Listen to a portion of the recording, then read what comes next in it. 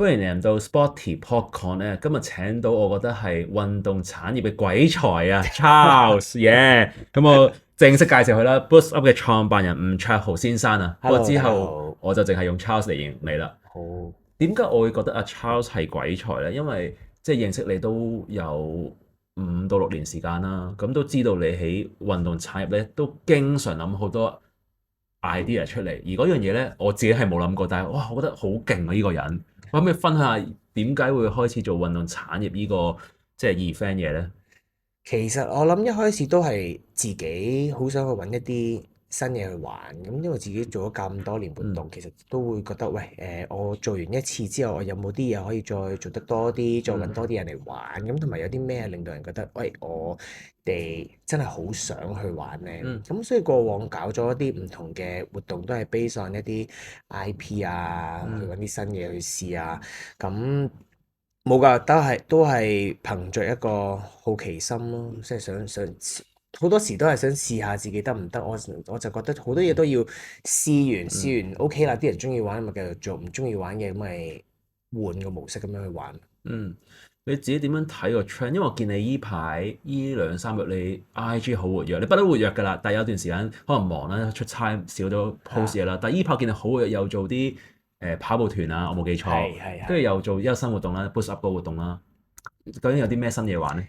其實我自己過去呢一年咧，就去觀察咗一啲其實唔好話觀察啦，留意到好多世界各地有唔同嘅 trend 去嗯出。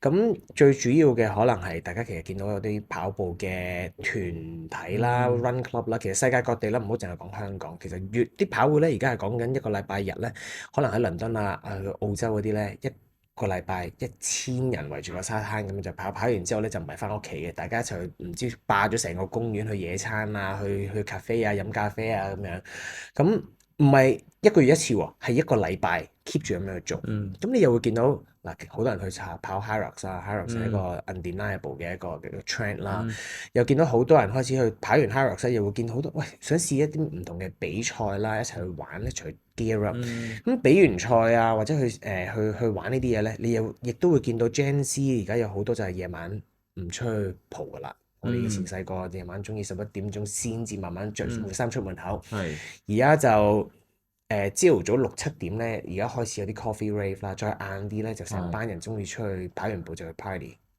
咁亦都會見到，除咗喺一啲呢啲嘅叫做 social 嘅 movement 咧，我哋嗯我又嗯會見到好多嘅冒起嘅 pattern 啦，例如我哋而家唔係淨係講去做 gym 啦，我哋係講 recovery 啦，講 longevity 啦，講 ice bath 啦，講 嗯 contrast therapy 啦。嗯你又會見到10年前可能我哋開始做嘅全香港幾間 yoga studio，而嗯，家咧周圍都每一間 yoga studio 咧都會有一個 Pilates，甚至係已經全部都冇錯變咗 Pilates 嘅 冇錯，studio 啦。過去你見到有 spinning 嘅，而家慢慢就開始就越嚟越多就係呢一啲嘅Pilates 嘅嗯趨勢課室啦。啦，係啦。咁食嘢啦、美容啦、飲食呢啲又係咩？碧咸代言啦，係啦，有一包又飲晒你一日所需嘅嘢啦。咁出邊有一啲紅色、有啲綠色嘅嘢。咁其實呢啲嘢其實一路慢慢都 innovate 緊，到去到你講 beauty 啦，講 skin care，嗯其實人體最大嘅 organ 係咩？嗯，係皮膚同你嘅皮膚髮皮同你嘅頭皮啊嘛。哦。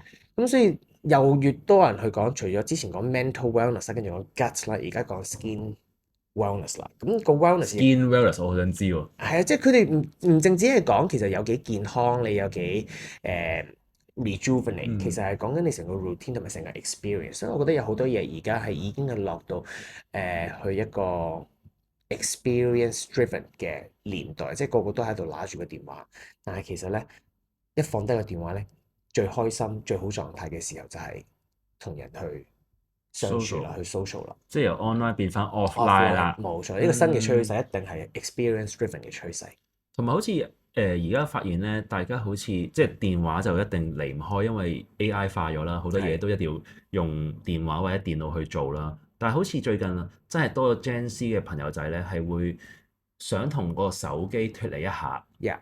咁係咪要令到你呢個 boost up 個 event 就係呢個原因起動咧？其中一個原因嚟嘅，係咁其實我因為做咗咁多年活嗯動啦，咁嗯但係我從來都冇諗過每一個活動，其實我哋最想 achieve 到嘅嗰個 mission 究竟係乜嘢？嗯咁頭先講好多 trend，其中一個我都留翻都未講咧，就係我哋覺得其實而家其中一個最大嘅 trend 咧，就係將所有嘢嘉年華化嗯，festivalization，即係嗯你每一格你搞一個 coffee 咧，可能搞大啲就變咗個 coffee fest 咁樣。嗯你搞一個 Pilates 大啲就 Pilates fest，你再去跑嗯 run 你就可以 running fest，咁好 yeah 多嘢都係加個 fest 喺後邊咧。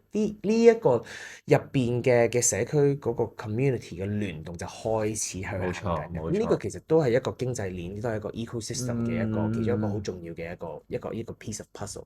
咁所以我哋去做 boost up 好狀態嘉年華啦，係其中一個原因就係我哋想將每一個唔同嘅社區嘅角落可以拉埋一齊，去做嗯到一個共享嘅經濟圈。咁好啊，呢一個就係個背後個生意啦。咁但係你係話 demand 其實而家就係講緊每一個都想有一個 offline。我問你下個禮拜有咩做，其實你都真係唔知喎。係係啊，個個都可能有啲人不想，有啲人去旅行。係其實越嚟越多人去旅行，點解？因為就係想係。get out。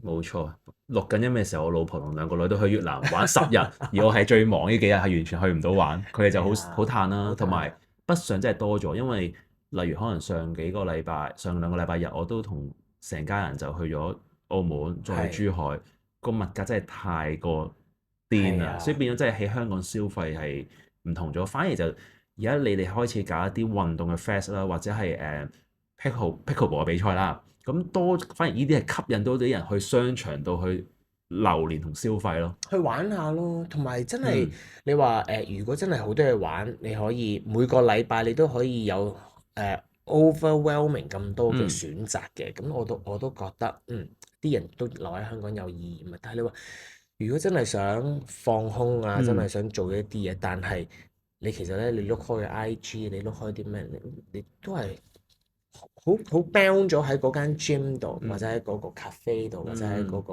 area，冇乜一個好凝聚到大家嘅一個比較大型啲嘅係活動。其實如果我可以揀，我一個月可以搞一個嘅，不過精力好難精力搞精力喎。搞唔掂，係啦，冇錯。嗱，因為你今次喺西九度舉辦呢個 Boost Up 嗰個 party 啦，即係呢個活動啦，其實係2日㗎嘛，係禮拜六日。禮拜六日想知道多少少嗱，如果涉及商業秘密就唔好講啦嚇。通常搞一個活動要花幾耐時間籌備咧？以你而家咁大師級嘅能力啦，嗱，正常係啦，正常啦，正常我諗我哋即係起碼都6個月啦，入張紙係六個月咯，最短你都6個月前好多 contract 咧，即係都已經要你 full payment 㗎啦嘛， yes，係啦，咁要夠錢啦係，啦，要夠錢啦。其實6個月我覺得係一個 minimum 嚟嘅，咁但係今次係向難度挑戰嘅，嗯因為今次當然有個信心，其中一樣嘢就係其實做 event 最怕咩？冇錢、冇人、冇 sponsor，嗯，係呢幾樣嘢嘅啫，係，係啦。呢幾樣嘢都難唔到你啦，唔好咁講，千祈唔好咁講。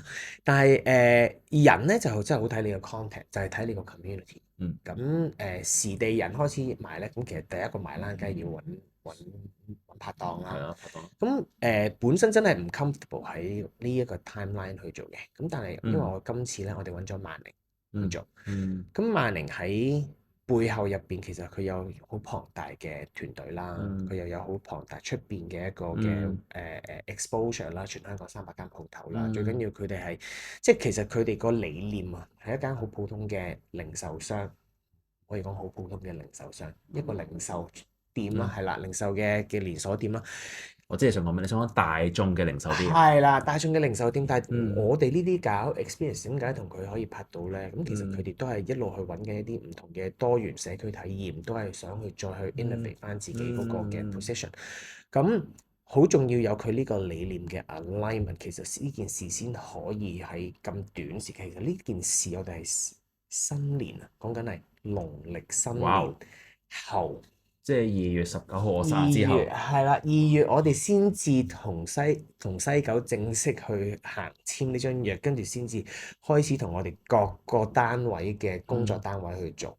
咁係有史以嚟，我諗我都未試過喺呢一個係 timeline 去做一件呢一個 scale 嘅活動嘅。明啊，因為2個月嘅 event 咧，即係嗱，好老實講，即係唔係擦你鞋啊做 friend，以你能力就唔係好擔心你嘅。我自己好擔心。但係如果係一般其他朋友咧，我成日都同你講咧，唔好一個月或者2個月諗一個 event 出嚟，無論係幾大都好，即係呢個屬於大型啦。咁我試過有啲 friend 可能做1/10或者1/20，佢哋一個月咁樣搞咧，係一定搞得到，一定係成個 event 整 backdrop 唔難啦。但係問題有冇啲人嚟參加咧，係先係最難咯。係我一般就唔建議，不過你夠經驗啦，同埋夠人脈，應該冇太大問題啦。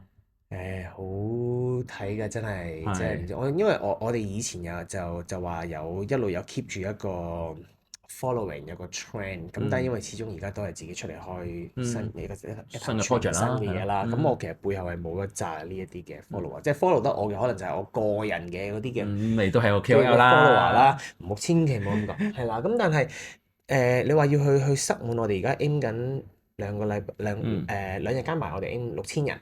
係啦，咁我哋其實都非常非常之做緊好多嘅嘢，去一路去 push 緊嘅，邀請唔同嘅嘉賓啦，去做唔同嘅一啲嘅 activation 啦，係落地去做下啲廣告啦。咁萬寧全港300間分店又幫我哋去講下嘢啦，係啦，咁啊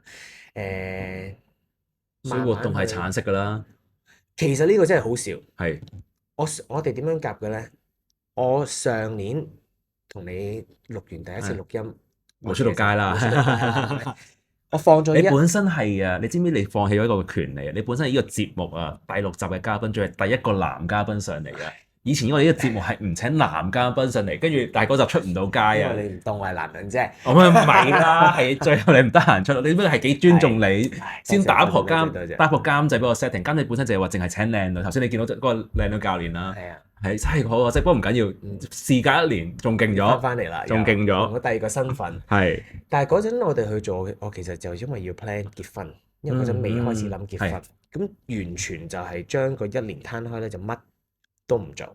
我覺得你嗰陣時俾我感覺咧係放翻鬆自己啊，即係重新，因為你諗下，你嗰幾年係冇休息過啦。我認識你嗰陣時，我記得有一次我上海帶埋個女出 trip 咧，記唔記得？我見到哇，你忙到爆，你直情係我已經係好忙嘅人啦，我自己，你係忙我10倍。你去到個 event 咧，你係呢個 event 點樣做咧？你係去到係呢粒螺絲點樣擺咧？嗰啲人嚟嘅，你係咁我跟住覺得你係冇放鬆過。但我後尾見之後睇你即係結婚啲相啦，跟住然之後睇 story 或者睇你平時活動啦，我覺得你真係終於有機會放鬆下自己。我係容光煥發，想揾翻自己咯。係，同埋我覺得所有嘢咧，即係 despite 任何嘅一啲辛酸又好，高高低低咧，嗰個 period 咧係我最平靜嘅嗰個 period。即係因為可能我淨係得一個 goal，就我要結到婚。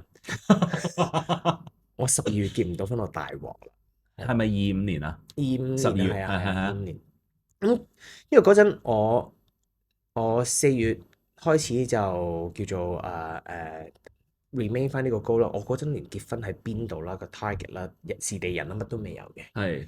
咁所以嗰陣咧就淨係做呢一樣嘢。咁當然做呢樣嘢，我自己覺得嗰陣難唔到我啦。咩活動未做過啊？咁所以放咗大概6-7個月假。咁中間咧其實都有啲身痕嘅，都要諗下有啲咩做。咁我其實下一步想諗就係想去做一個，想自己去 build 一個 wellness 嘅 ecosystem，starting with 一個嘉年華，因為嘉年華就最聚到人同埋最聚到唔同嘅piece of puzzle 喺入邊啦，我當係啦。咁開始去諗寫個 concept 啦，同阿 AI 傾下偈啦，畫下圖啦，都係好 hea 下做下。嗰陣咧係真係用橙色嘅。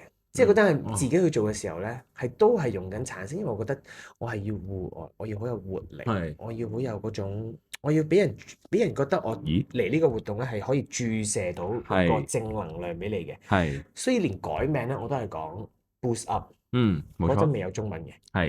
係啦。咁跟住我其實咧，另外一樣 keep 住自己一個 busy 同埋自己 keep into 一個喺翻呢個 industry 繼續去希望可以 remain 一個 relevant 啦，即係我都唔想一唔做嘢之後就飛落。呢啲香港人好羨慕，因為太多嘢做㗎嘛。咁每一個月我都會同4-5個人咧去飲下杯咖啡，catch up 下，睇下佢哋有啲咩做，睇下我幫唔幫到手。咁傾10個20個咧，可能得1-2個我可以會覺得之後會有 continue，即係會有下一步，會有 action plan。其他嗯真係可能傾完偈之後就佢有佢忙，我繼正常啦。續去睇 Netflix 㗎啦。嗯咁然之後咧，其中一個呢個會咧7月17，我仲好記得，就係同阿萬寧而家嗰個 marketing director 嗯飲咗杯咖啡，佢又關心我啫，點啊你？哇，精神咗喎，好似得不如過嚟幫下手做下 part time 先啦。我話唔好搞，就係嗰啲我仲放緊假，我要 plan 我個 wedding 先。咁啊，佢又同我講佢想做啲乜？我話係啊，你想做啲嘢，真係咁啱。咁我攞個電話出嚟咧，我嗰陣喺 Canva 度就喂，哦係咪呢啲啊咁樣？咁佢話：哇，係喎，係真係呢啲喎。我話即係連個色通都話咁啱就撞着咗，所以我有時覺得咁佢其實有意向想做，佢諗嘅啫嘛。你都知好多呢啲公司去到呢個職位諗完出嚟嘅時候，大家都有好多種諗法。但係佢呢種諗法好快就9月、10月、11月咧就開始去種喺入邊，種下唔同嘅關係啦，種下私定啦。真係過咗，然之後就真係決定話做。但係真係太近年尾啦。但係嗰種做年尾，其實邊有人做嘢，個個都喺度係啊，放假啦，我又要結婚啦，係啦，準備放假㗎啦個心情。咁先會翻到嚟都真係2026年1月，真係所有嘢先至開始 kick off。係啦。咁但係可以講嘅就係，其實我覺得做所有嘢有好多嘢都係80%嘅嘢係你自己種因得翻嚟嘅果，但係有20%咧真係好睇天時地利人。冇錯，都唔容易㗎。係啊，即係我亦都好，我成日都唔想好似好賣廣告，但係我係好真心好 grateful 有呢一個嘅機會，有一個 partner 出現咗，因為佢唔係一個佢唔係一個我俾一嚿錢你，跟住呢就係 KPI 你做啦。佢有好多嘢都會同你一齊去諗點樣可以再 elevate 到，點樣可以用佢哋嘅嘢去 elevate 成件事。我哋可以點樣用我哋嘅 resources 去令到佢哋嗰件事再行得再靚啲。咁所以我覺得呢個係一個幾好嘅嘗試，同埋一個好好嘅 project 咯。係啦。嗱，喂，講下你啲嘉賓啦。嗱，你揾香港劍擊運動員阿小倫啊，唔意外啦，因為佢係即係運動界好正面啦，係啊，亦都超靚仔啦。我哋都成日都話佢最緊要就乜都試，乜都好玩。佢退咗役，更加多時間。以前你運動員你好熟啦，乜都唔得噶嘛，係啦，唔可以參加呢樣，唔可以參加嗰樣，淨係整親啊，更加要 training 啊，諸如此類。咁而家佢退咗役之後，就多咗好多嘅時間。咁我哋覺得佢呢一個嘅人設啊，同我哋個活動好近，係好近，就係你乜都要嚟試，係啦，佢乜波佢都有打嘅，真係而家係啦。佢劍擊運動員又打 golf，又跑步，又打籃球，係啦，又打 pickleball，又做咗爸爸，跟住佢前年又做主持，即係佢跳出晒個框框，同埋佢 set 咗一個好好嘅榜樣啦，或者一條路啦，俾後邊嘅運動員睇。其實我做運動員唔係淨係做運動員嘅喎，我係要趁攞到好成績之外咧，又要建立下人際網絡啊，又要退咗休之後點樣做。佢 set 晒個 path，其實我都想請佢做嘉賓，但係你行先過去。喂，咁除咗我有個好意外嘅嗱，老實講啦，你揾阿 Coffee 就好合理啦，你好朋友啦，亦都係升級嘅導師啦，唔意外啦。喂，我真係好想問。竟然揾到游學修嚟做升級領跑員，係啊，嗱，即係孤陋寡聞，我係佢 fans 啊。咁但係我真係冇諗過游學修同運動有關係，點解咧？其實又要從一個客嘅角度去諗，即係我去做呢件事嘅時候咧，我係去諗，其實我如果要去做一個嘅運動，我要 champion 嗰件事，我係咪要揾呢個行業最頂尖嗰個教練去做咧？其實我覺得更加有說服力嘅咧係，我首先 before 講游學修，我講自己嘅故事先。好啊，我呢世人最憎就係跑步，從來冇跑過。之前跑親咧，我都係要睇 physio 嘅。係咁多次都靈，我自己不嬲游水嘅，因為係咁直至到呢一年咧，我真係想做一啲我之前覺得我自己好唔中意做啦，冇時間啦，同埋我覺得我自己做唔到嘢，所以我加盟咗一間跑會叫 JKM，係啦。咁我哋逢星期四咧就喺天馬南7點半開跑。咁今日星期四，係喎，你要跑步，你冇時間跑步啊？呢排未有，但係我由唔中意去跑。我跟住佢哋去慢慢去跑，跟住我報咗人生第一個渣馬嘅10K，跟住我用咗一個50秒樓下可以跑得完呢個10K 嘅賽事。跑完我覺得我其實可以繼續跑落去嘅，即係嗰個 journey 咧令我覺得其實我唔係中意去跑步，但係我係中意揾到嗰班人同你一齊去做。其實嗰樣嘢就翻去 social wellness 同埋嗰個一齊去做嘅嗰個力量。我睇過一個 Stephen Bartlett 啦，佢講過一個 theory。你畫一個圈圈咧，跟住你喺擺隻蜘蛛喺度，你畫一個圈圈咧，嗰隻蜘蛛咧係圍繞住嗰個圈，佢出唔到去嘅。但係佢當佢自己推一推佢咧，褪出咗個圈咧，你畫幾多個圈咧，佢都照行照過，佢唔會過咗個 mental breakage。咁所以我覺得跑步呢樣嘢對我嚟講，我原來一嚟我同自己講，我唔得㗎，我要睇 physio 㗎，所以其實關咩事咧？全部你同自己講。咁當然啦，我今次跑完10K我都冇睇過 physio 啦，好犀利，唔知乜隻腳冇事啦。因為有玩 ice bath。咁俾你切入咗個位喎，係啦。咁但係點解揾遊學收翻去呢個位就係我唔需要去揾一個特別嘅教練去跑，呢個唔係教人跑步嘅一個活動。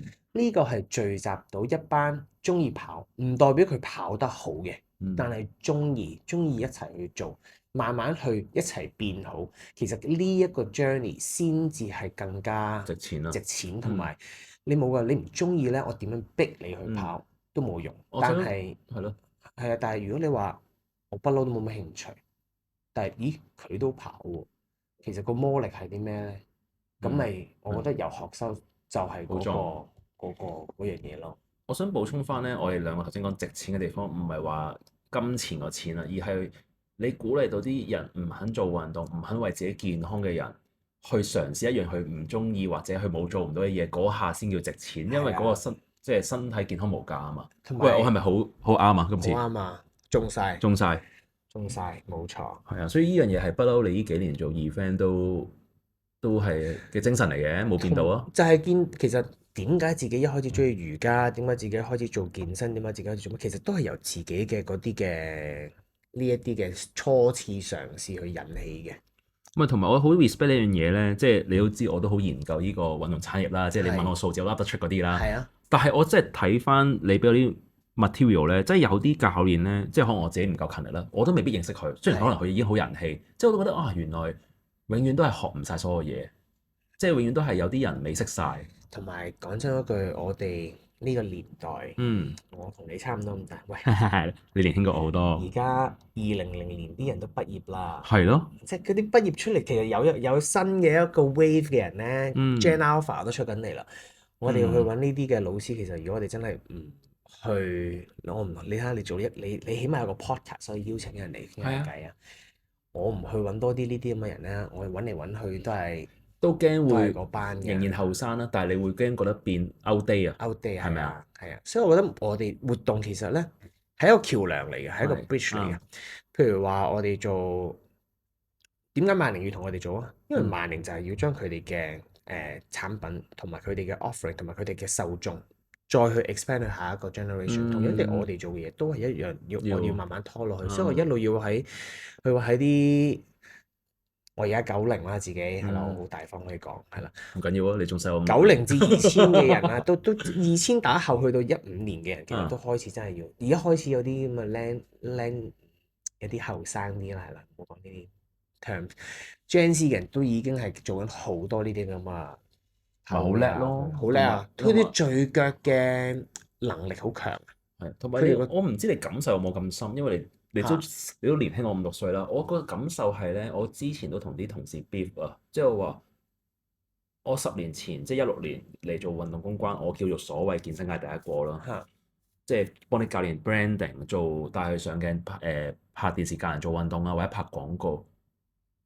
我到今日，我覺得呢個角色唔敢講弱化咗，而係好多教練可能係 Gen Z，佢出道都識剪片咯，佢出道都識做一個 KOL 啦，或者已經係有2、3萬 fans 啦。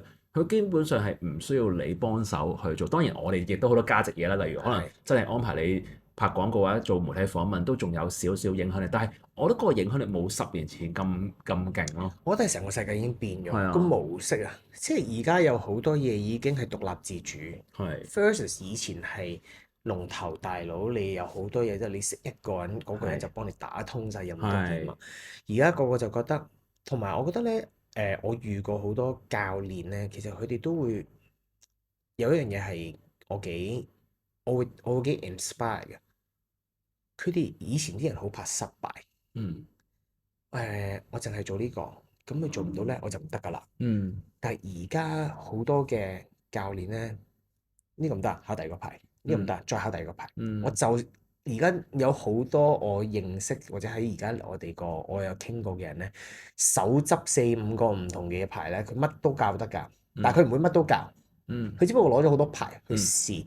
我好中意呢一樣嘢，即係佢哋嗯覺得，我係真係 invest 緊係去揾緊一樣佢哋覺得佢哋最 comfortable 同埋佢哋教得即係凝聚到最多人嘅嘢。嗯係啦，咁所以呢一樣嘢咧，都係我揾其中一啲嘅新啲嘅老師啦，我都會睇，其實佢哋可以教啲乜咧？其實佢哋可以帶到啲咩嘅新嘅嘢入嚟咧？佢有佢哋好多魅力咯，即係點解我要搞呢個？即係點解我好對呢個 podcast 都係對我嚟講呢一年好大一個 project 啦。因為今日應該都訪問咗50個嘉賓啦。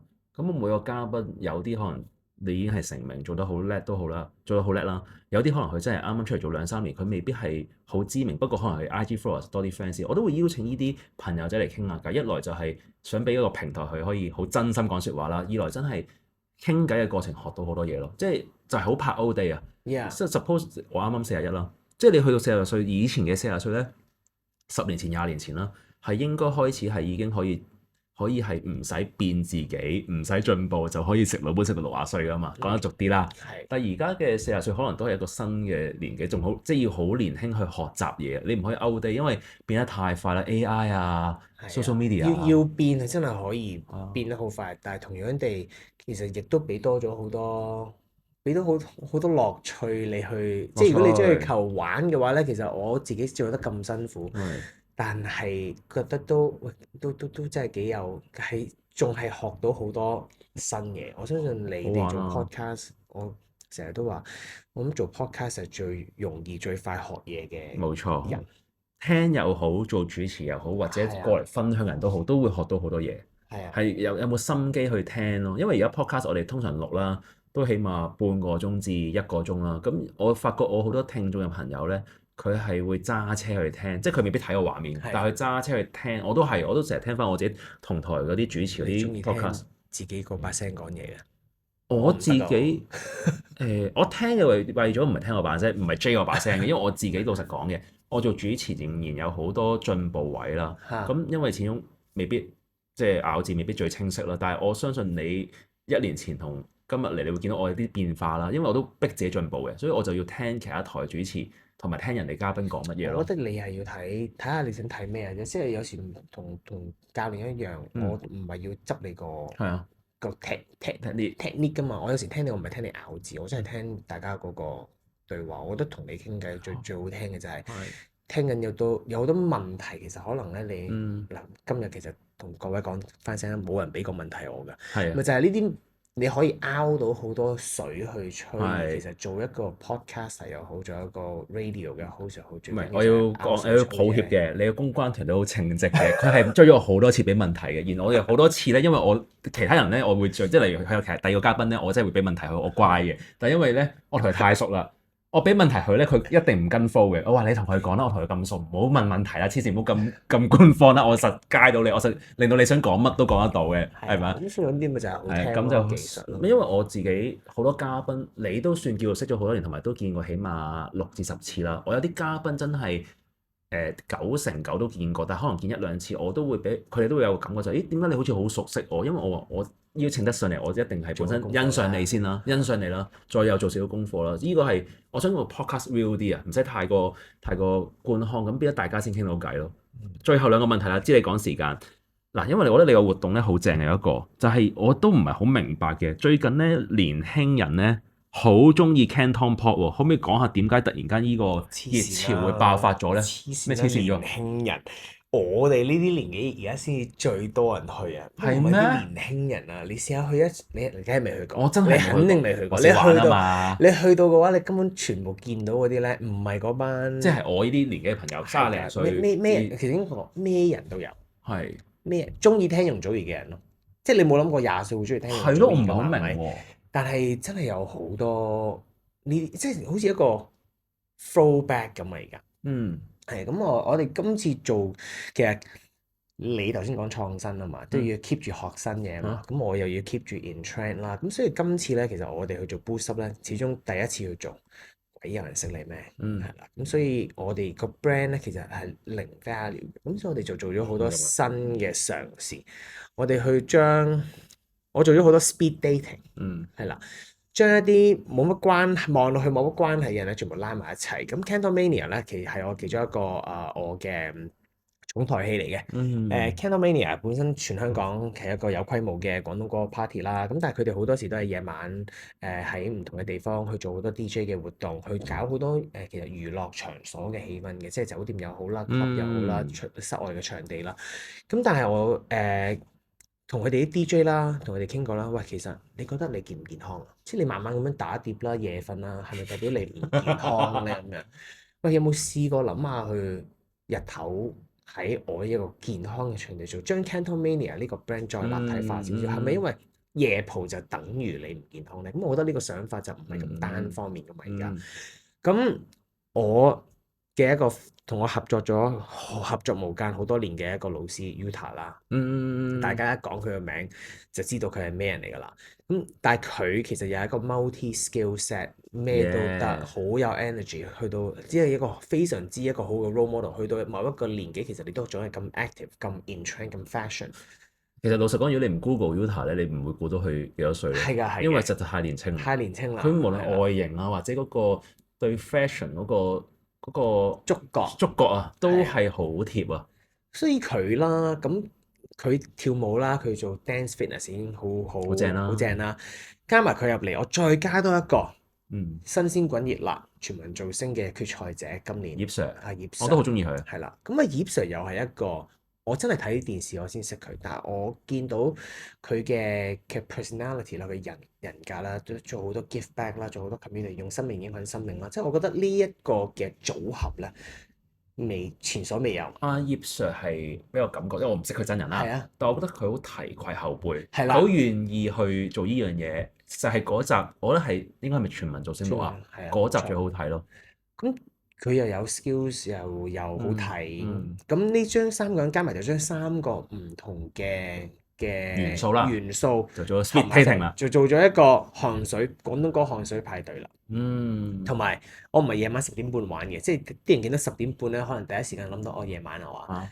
錯，係晨早。我同你玩 morning party。咁搞笑。係啦，咁真係唔知會點嘅。但係咪試下咯？我覺得試下咯。同樣地，第2日啦，我搞咗個咁啊 morning 嘅 coffee rave，我第2日就搞個 matcha rave，咁我就揾咗social goods 喺中環新開嘅，開咗幾個月，都未試過踏出佢哋自己嘅cafe 去做呢樣嘢嘅。咁其實你入到去咧，你試下去揾個位排，你都係排到出阿媽，排到落去成條石板街㗎啦。咁但係佢再加3位嘅3個，今次咧我喺揾 Pilates 嘅導師上面咧。因為 social goods 可能係 more foreign 啊，一啲ABC 中環嘅 demographic 啊嘛，我就揾咗3個比較 local 啲，九龍新界 base 嘅一個老師啦，係啦 ，Kobe 啦，Kobe 其實有個妹啦 ，Kobe 咧係一個好係真係好 popular 嘅瑜伽導師先，本身係 PT， 跟住而家就係考咗好多 Pilates。Kobe 係你個妹係親妹啊？親妹啊，係啊，親生妹妹啊，係啊，哦，好靚女喎，繼續係啦，所以就超人氣，所以超人氣啦，係啦，咁跟住我亦都揾咗 Pulse 啦 ，Pulse 就係一個旺角一個比較出名嘅 Pilates studio 啦，再加埋一個其實係一個之前 fashion brand turn into 一個 wellness 嘅 community 嘅 Modern Girls Wellness Club。咁呢啲其實加埋，再加埋落去咧，其實就好似我而家要炒碟飯，我未試過，但係我就將帶子加蛋加香腸加牛腩加黑松露咯，加黑松露，嗯試下咯。我覺得所有嘢就要由嘗試開始，我哋都相信其實佢哋每一個人都有好 vibes 嘅。咁話明呢個係沉浸式快閃體驗，咁梗係要揾一啲 immersive 嘅嘢入嚟啦。咁我星期六同星期日就分別揾咗唔同嘅樂器嘅樂手，就喺台做一個少少嘅 mini concert。咁就當你去做瑜伽或者又好，做冥想又好啦。咁其實呢一個就係一個 experience 嘅一個 journey，就係你喺出邊揾唔到嘅，我要去 create 啲 experience 係你呢兩日先有嘅。而嗰啲樂器亦都唔係普通樂器，之後揾咗豎琴啦，即係人咁高咁大嘅豎琴，其實你要去運過嚟都唔係一件易事噶啦。跟住有啲 handpan 啊、非洲笛啊，諸如此類。好辛苦啊！聽落去都真係多嘢做啊！多嘢做，多嘢玩咁啊！再你有同事幫你手㗎嘛？即係除咗公關團隊之外，有，今次就揾咗好多唔同嘅出邊嘅團隊去幫手嘅，自己都有啲人咁，同埋有萬寧嘅 support 啊嘛。呢個我覺得都好重要，就係佢哋真係俾咗好多。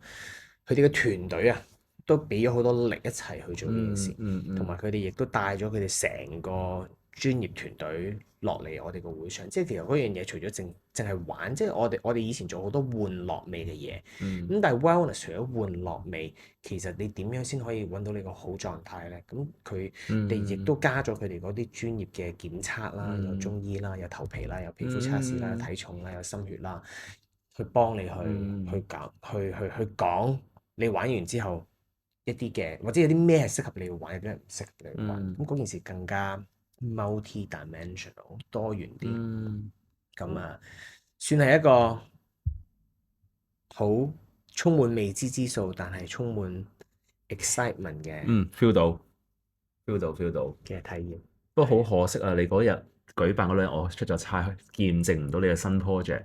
但係我好開心見到你今日揾翻你嘅好狀態，眼都擘唔開。係啊，唔係 OK 嘅，但我見到你係開心咯，即係你個人開心，同埋你啲 idea 不斷爆咯。咁希望一定有第二屆同第三屆啦。第二屆又睇下我哋呢邊學校有冇咩可以一齊夾下，又做個炒飯出嚟啦。好啊，大家一齊好狀態。好啦，今日唔問你啲咩創業啲苦與樂，因為我覺得今日你好狀態真係。咁啊，今集時間係咁多，不過我真係好希望聽到呢集嘅觀眾啦，即係可以，尤其是係對運動產業或者運動策劃呢個行業有興趣嘅朋友仔咧，聽下呢一集，真係喺 Charles 身上會學到好多嘢。咁啊，希望之後再同大家分享得更加多。下次見啦，拜拜。